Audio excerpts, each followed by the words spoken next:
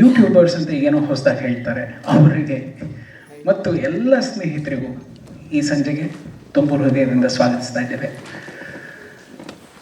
Last September 20ನೇ ತಾರೀಕು ನಾವು press ಮುಂದೆ ಕೂತು ಎಲ್ಲವನ್ನು ಮಾತಾಡಿದ್ವಿ. ಇವತ್ತು ಸೆಪ್ಟೆಂಬರ್ 2, ಹತ್ತತ್ರ 1 ವರ್ಷ ಆಗಿದೆ. ಈ 1 ವರ್ಷದ ಅಪ್ಡೇಟ್ಸನ್ನು ತದನಂತರದ ಕಾರ್ಯಕ್ರಮದಲ್ಲಿ ನಾವು ಖಂಡಿತ ಕೊಡ್ತೇವೆ. ಆದರೆ ಈಗ ನಿಮ್ಮ ಮುಂದೆ ಕೂತ ವಿಷಯ ಏನು ಅಂತಂದರೆ, ನಮ್ಮ ಸಿನಿಮಾ ಎಲ್ಲ ಹಂತದಲ್ಲೂ ಎಲ್ಲ ವಿಧದಲ್ಲೂ ಯಾವುದೇ ತೊಂದರೆ ಇಲ್ಲದ ಹಾಗೆ ತುಂಬ ಸುಸೂತ್ರವಾಗಿ ನಡ್ಕೊಂಡ್ಬಂತು. ಎಲ್ಲೂ ತೊಂದರೆ ಆಗಲಿಲ್ಲ. ನಮಗೆ ಟೆಕ್ನಿಕಲ್ ಆಸ್ಪೆಕ್ಟ್ಸ್ ಆಗಿರ್ಬೋದು, ಮತ್ತೊಂದಾಗಿರ್ಬೋದು, ಅದಕ್ಕೇನಾದ್ರು ಟೈಮ್ ತೊಗೋದು ಅಂತಂದರೆ of course we have spend time for technical and technicians and our demands ನಾವು ಟೈಮ್ ಸ್ಪೆಂಡ್ ಮಾಡಿದ್ವಿ ಹೊರತಾಗಿ ನಾವು ಆಟ ಆಡಲಿಲ್ಲ, ನಾವು ಮೋಜು ಮಸ್ತಿ ಮಾಡಲಿಲ್ಲ. Being technicians and they are having experience of around 30 years, and Ramesh Anna having experience of around 35 to 36 years, Reddy sir having experience of around again 30 years. ನಾವು ಯಾರು ಇಲ್ಲಿ ಆಟ ಆಡಲಿಕ್ಕೆ ಸಿನಿಮಾ ಮಾಡಲಿಕ್ಕೆ ಅಂತ ಬಂದ್ವಿ. ತುಂಬ ಶ್ರದ್ಧೆಯಿಂದ ಸಿನಿಮಾ ಮಾಡಿದ್ವಿ. ಎಲ್ಲವನ್ನೂ ಮಾಡಿ ನಾವು ಯಾವಾಗ ಸೆನ್ಸಾರ್ ಮೆಟ್ಲು ಹತ್ತಿದ್ವೋ, ಇದು ಪ್ರಾಯಶಃ ನನಗೇನಾಗಿದೆ, ಎಲ್ರಿಗೂ ಆಶ್ಚರ್ಯ ಆಗೋ ವಿಷಯ ಏನು ಅಂತಂದರೆ, this is my 5th film which has been refused in sensor.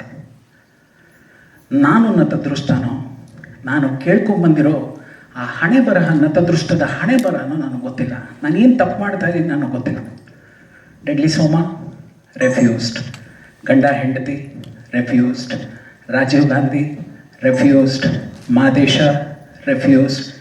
Above all, for the first time, Gangs of UK, total refusal. ಆ 4 ಸಿನಿಮಾ ರೆಫ್ಯೂಸ್ಡ್ ಅಂದಾಗ ಅವರ ಮುಂದೆ ನಿಂತು ಯಾಕೆ ಏನು ಎಲ್ಲವನ್ನು ಮಾತಾಡಿ ನಾವು ಸಿನಿಮಾವನ್ನು ಹೊರಗೆ ತಂದರೆ, for the first time I have gone for Bombay revising censor. ಏನು ತಪ್ಪು ಮಾಡಿದ್ದೀನಿ ಸತ್ಯವಾಗ್ಲೂ ಗೊತ್ತಿಲ್ಲ. ಕರೆಕ್ಟಾಗಿ ಸಿನಿಮಾ ಮಾಡೋದೇ ತಪ್ಪ? ಬಹಳ ಇದೆ ಮಾತಾಡೋವಂಥ, ತುಂಬ ಇದೆ. ಎಲ್ಲೋ ಒಂದು ಕಡೆ ಮಾತಾಡ್ತಾ ಎಮೋಷ್ನಲ್ ಆಗ್ಬಿಡ್ತೀನಿ ಅಂತ ಗೊತ್ತಿಲ್ಲ. ಅದಕ್ಕೋಸ್ಕರ ಫಸ್ಟು ರಮೇಶ್ ಅಣ್ಣಂಗೆ ಕೊಡ್ತೀನಿ. ಯಾಕೆಂತಂದರೆ ಹಿರಿಯರು ಮಾತುಗಳನ್ನು ಹಂಚ್ಕೊಂಡಾಗ ಅದಕ್ಕೆ ಒಂದು ಮೌಲ್ಯ ಜಾಸ್ತಿ ಇರುತ್ತೆ, ಅದಕ್ಕೊಂದು ಬೆಲೆನೇ ಬೇರೆ ಇರುತ್ತೆ. ಅವ್ರು ಹೇಳಿ, ಅವರ ನಂತರ ಪ್ರತಿಯೊಂದು ವಿಷಯವನ್ನು ನಾನು ಬಿಚ್ಚಿಡ್ಲಿಕ್ಕೆ ಇಷ್ಟಪಡ್ತೀನಿ. ಅದಕ್ಕೆ ನಿಮ್ಮೆಲ್ಲರೂ ಅನುಮತಿ ಬೇಕು ಅಂತಲೂ ನಾನು ಕೇಳ್ಕೊತೀನಿ. ನಾನು ರಮೇಶ್ ಅಣ್ಣನ ಮಾತಾಡಬೇಕು ಅಂತ ನಾನು ಕೇಳ್ಕೊತಾ ಇದ್ದೀನಿ.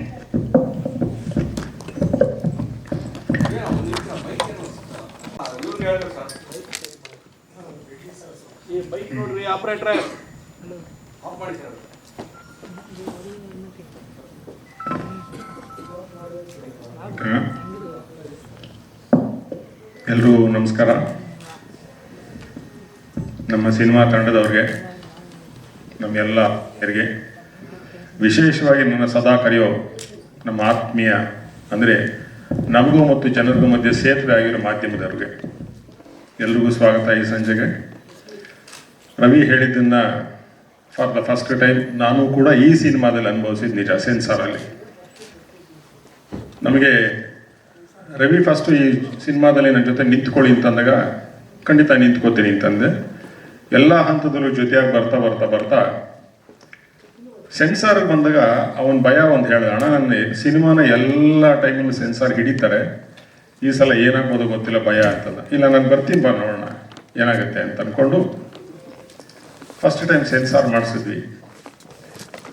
ಸೆನ್ಸಾರ್ ಆಗಿ ರಿವೈಸಿಂಗಿಂದ ಬಂದು ನಿನ್ನೆ ನಮಗೆ ಸರ್ಟಿಫಿಕೇಟ್ ಸಿಗೋವರೆಗೂ 67 ದಿವಸ ನಾವು ಇನ್ನೊಂದು ಸಿನಿಮಾ ಮಾಡಿದಷ್ಟು ಕಷ್ಟಪಟ್ಟಿದ್ದೀವಿ.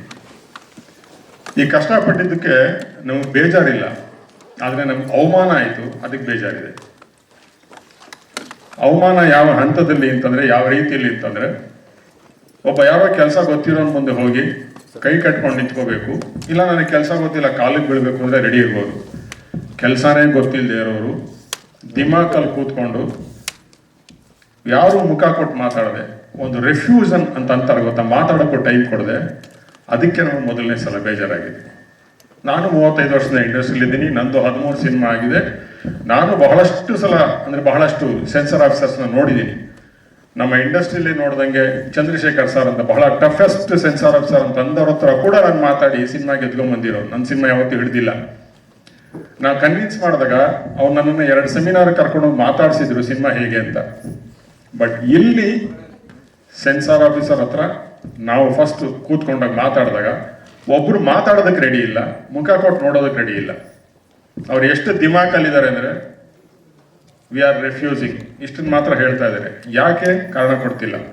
ನನಗೆ ಆಮೇಲೆ ಗೊತ್ತಾಗಿದ್ದೇನಪ್ಪ ಅಂದರೆ ಅವ್ರಿಗೆ ಸಿನಿಮಾ ಅಂದರೆ ಏನಂತ ಗೊತ್ತಿಲ್ಲ, ಸಿನಿಮಾದಲ್ಲಿ ಶಾರ್ಟ್ ಅಂದರೆ ಗೊತ್ತಿಲ್ಲ, 1 ಸೆಕೆಂಡ್ಗೆ ಎಷ್ಟು ಫ್ರೇಮ್ ಅಂತ ಓಡುತ್ತೆ ಅಂತ ಗೊತ್ತಿಲ್ಲ.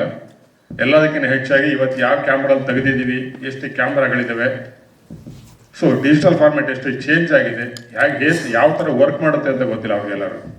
ಅಂತ ಗೊತ್ತಿಲ್ಲದೆ ಇರೋ ದಟ್ಟರ ಮುಂದೆ 30 ವರ್ಷ ಎಕ್ಸ್ಪೀರಿಯನ್ಸ್ ಇರೋ ನಾವು ನಿಂತ್ಕೊಳ್ಳೋದಿದೆ ಗೊತ್ತಾ, ಅದು ನಮಗೆ ಮಾಡಿದ ಅವಮಾನ ಅಲ್ಲ, ಸಿನಿಮಾಗೆ ಮಾಡಿದ ಅವಮಾನ.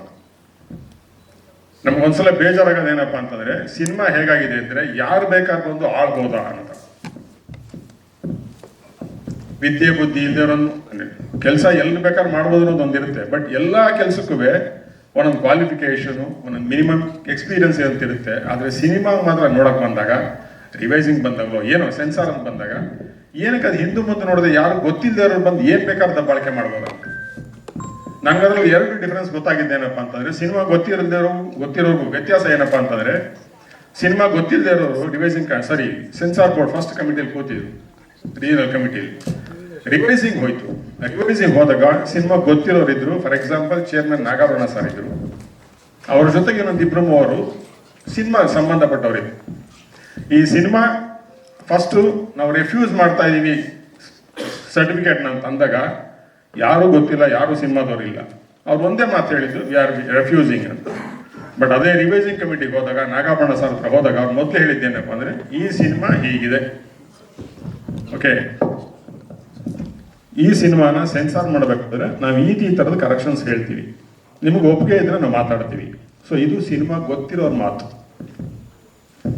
ಬಿಕಾಸ್ ಅವ್ರಿಗೆ ಗೊತ್ತಿದೆ ಸಿನಿಮಾ ಏನು, ಶಾರ್ಟ್ ಅಂದ್ರೆ ಏನು, ನಾವೆಲ್ಲರೂ ಚೇಂಜಸ್ ಮಾಡಿದ್ರೆ ಏನು ತೊಂದರೆ ಆಗಲ್ಲ, ಅವ್ರಿಗೂ ಹೊಡೆತ ಬೀಳಲ್ಲ, ಸಮಾಜಕ್ಕೆ ನಾವೇನು ಕೊಡ್ಬೇಕು ಅದು ಕೊಡ್ಬೋದು ಅಂತ. ಬಟ್ ಮೊದಲನೇವ್ರು ಅದನ್ನ ಮಾಡಲೇ ಇಲ್ಲ. ಅವ್ರೆಲ್ಲರೂ ಹೇಗಿದ್ದಾರೆ ಗೊತ್ತಾ, ನಾವು ಇಬ್ಬರು ಕೂತ್ಕೊಂಡು ಮಾತಾಡ್ತಾ ಇದ್ರೆ ಯಾರು ನಮ್ಮ ಮುಖ ನೋಡ್ತಿಲ್ಲ, ಎಲ್ಲರೂ ಅವ್ರ ಪಾಡ ಕಡೆ ನೋಡ್ಕೊಂಡು ಕೂತ್. ವೇದಿಕೆಯ ಮುಂಭಾಗದಲ್ಲಿರುವ ಎಲ್ಲ ನಮ್ಮ ವಿದೇಶಿಗಳಿಗೆ ಈ ಸಂಜೆಯ ನಮಸ್ಕಾರಗಳು.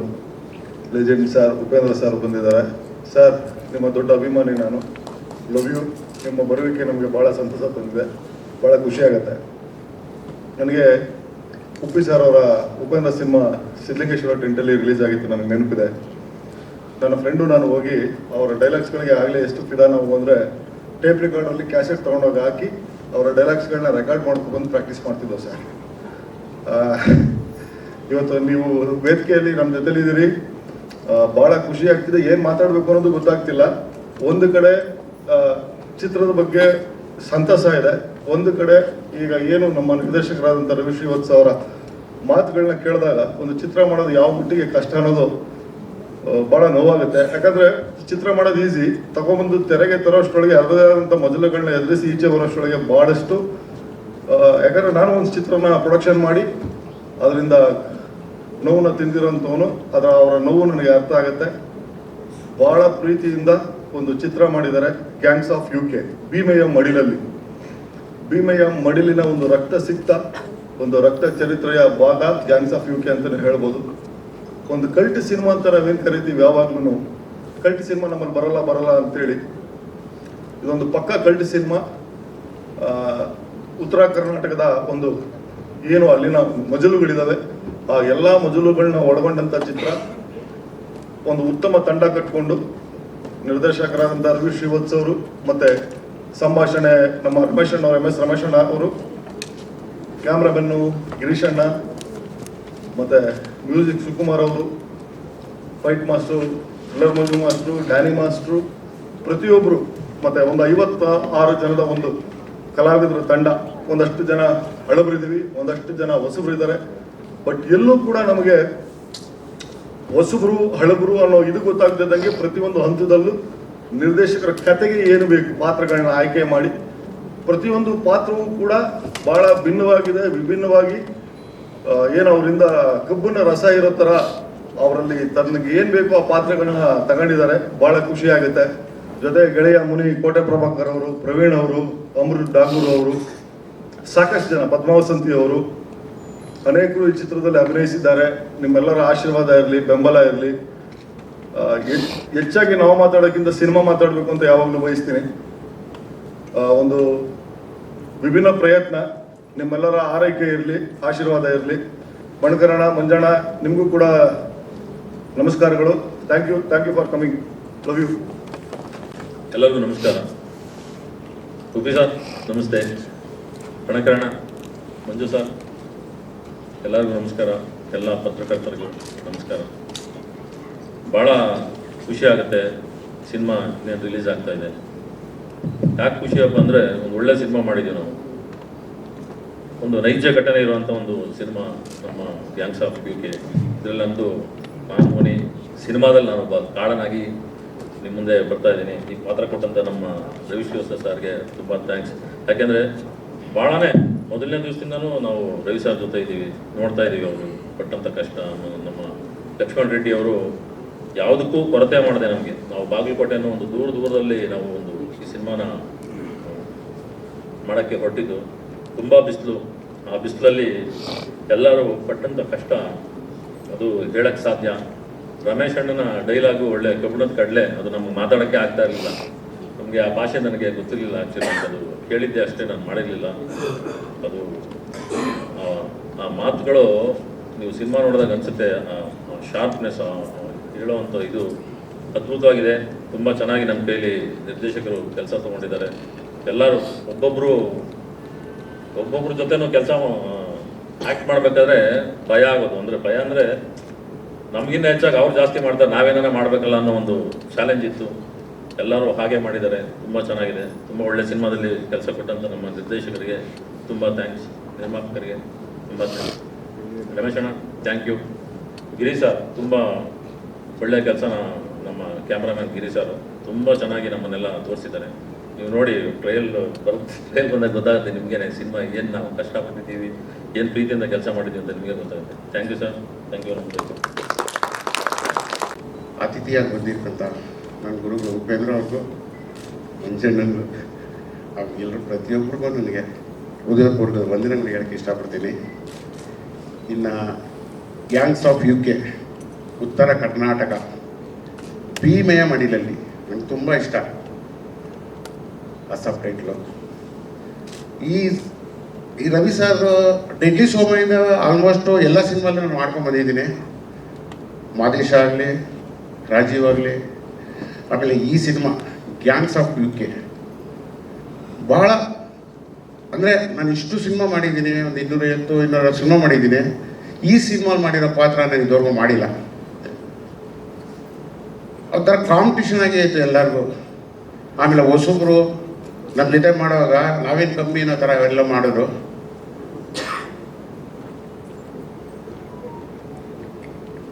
ಈ ಸಿನಿಮಾ ಬಗ್ಗೆ ತುಂಬಾ ಕಷ್ಟಪಟ್ಟಿದ್ದೀವಿ. ನಮ್ಮ ಸಿನಿಮಾ ಥರ ಮಾಡಿದ್ದೀವಿ, ಎಲ್ಲನೂ ಕಷ್ಟಪಟ್ಟು ಇಷ್ಟಪಟ್ಟು ಮಾಡಿದ್ದೀವಿ. ಆ ಬಿಸಿಲಲ್ಲಿ ಒಣಕೊಂಡು ಒಂದೊಂದು ನೆನೆಸ್ಕೊಂಡ್ರೆ ಮೈ ಜುಮ್ ಅಂತಿದೆ. ಬಟ್ ಸಿನಿಮಾ ಫಸ್ಟು ನಮ್ಮ ಡೈರೆಕ್ಟ್ರು ಯಾವುದೇ ಸಿನಿಮಾ ಮಾಡಲಿ ನನ್ನ ಕರೆದು ಫಸ್ಟ್ ತೋರಿಸ್ತಾರೆ. ನಮ್ಗನ್ಸಿದ್ದು ಏನು ಅಂತ ಮೊದಲಿಂದ ಎಲ್ಲ ಸಿನಿಮಾಗಳನ್ನು ತೋರಿಸಿದ್ದಾರೆ. ಈ ಸಿನಿಮಾ ನೋಡಿದಾಗಂತೂ ತುಂಬಾ ಇಷ್ಟ ಆಯಿತು. ತುಂಬ ಚೆನ್ನಾಗಿ ಮಾಡಿದ್ದಾರೆ. ನನ್ನ ಪಾತ್ರ ಏನು ಸರ್ ಕಮ್ಮಿ ಅಂತ ಕೇಳಿದೆ. ಇಲ್ಲ ಪಾರ್ಟ್ 2 ಅಲ್ಲಿ ನಿಮ್ಮದು ಜಾಸ್ತಿ ಇರುತ್ತೆ ಅಂದರು. ಆದಷ್ಟು ಬೇಗ ಸಿನಿಮಾ ರಿಲೀಸ್ ಆಗಿ ಒಳ್ಳೆ ಯಶಸ್ಸು ಗಳಿಸಲಿ ಅಂತ ದೇವ್ರಿಗೆ ಪ್ರಾರ್ಥನೆ ಮಾಡ್ಕೊತಾ ಇದ್ದೀನಿ. Thank you. ವೇದಿಕೆ ಮೇಲೆ ಉಪಸ್ಥಿತರಿರ್ತಕ್ಕಂತಹ ರಾಧಾಕೃಷ್ಣ ಅಡಿಗಲ್ ಸರ್, ದಯವಿಟ್ಟು ಒಂದೆರಡು ಮಾತು ಹೇಳಬೇಕು ಅಂತ ನಾನು ಕೇಳ್ಕೊತಾ ಇದ್ದೇನೆ. ಮೈಕನ್ನು ಕೊಡಿ. ಅವ್ರಿಲ್ಲದೆ ನಾವು ಮಾತಾಡೋಕ್ಕಾಗಲ್ಲಪ್ಪ. ಅವ್ರು ಬರ್ಬೇಕು. ಬನ್ನಿ ದಯವಿಟ್ಟು, ನೀವು ಮೇಲಿದ್ರೆ ಬನ್ನಿ. ನೀವು ಬನ್ನಿ ಗುರುವೆ, ದಯವಿಟ್ಟು ಬನ್ನಿ. ಇಲ್ಲ ಬನ್ನಿ ಪ್ಲೀಸ್.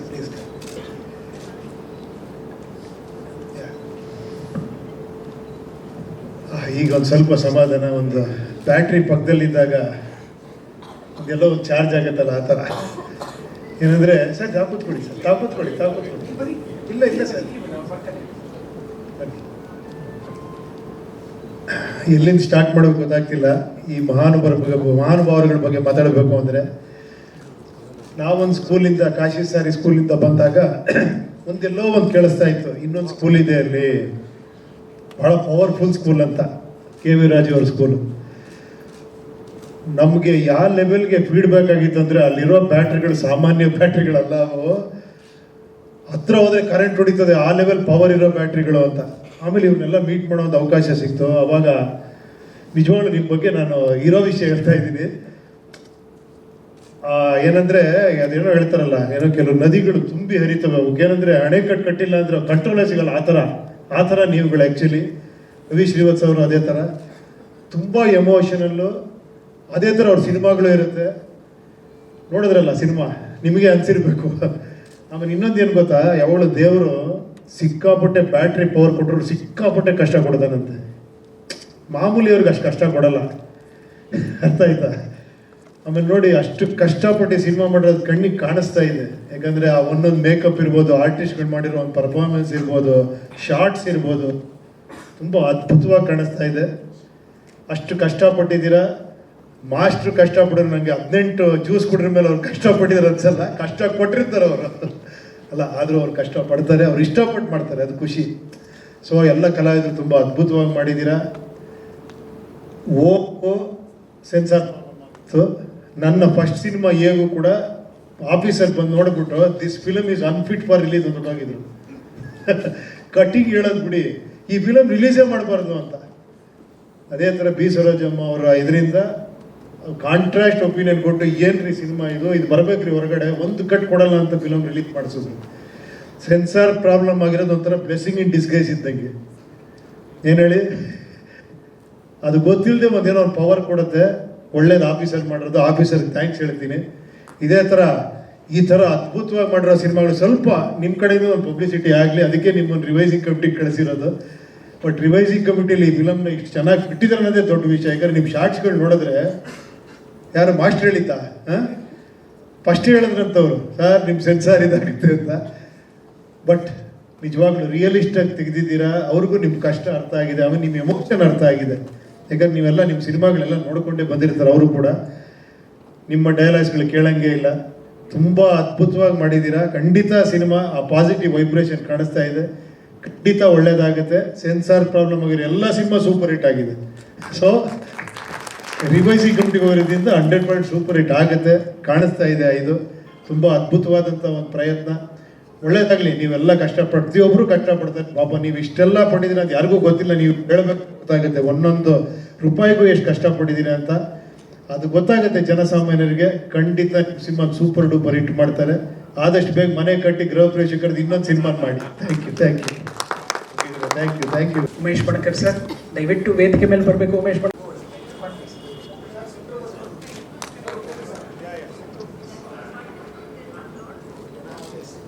ಕೆ ಮಂಜು ಸರ್,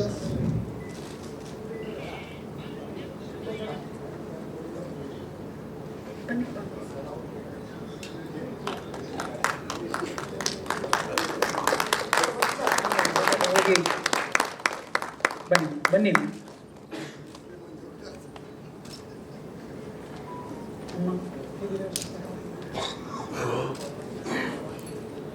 ನನ್ನ ಗುರುಗಳಾದಂತಹ ಕೆ ವಿ ರಾಜು ಅವರ ಶ್ರೀಮತಿಯವರು ದಯವಿಟ್ಟು ವೇದಿಕೆ ಮೇಲೆ ಬರಬೇಕು ಅಂತ ಕೇಳ್ಕೊತಾ ಇದ್ದೀನಿ. ಅಮ್ಮ ದಯವಿಟ್ಟು ಬನ್ನಿ ಅಮ್ಮ, ದಯವಿಟ್ಟು ಬನ್ನಿ ಅಮ್ಮ.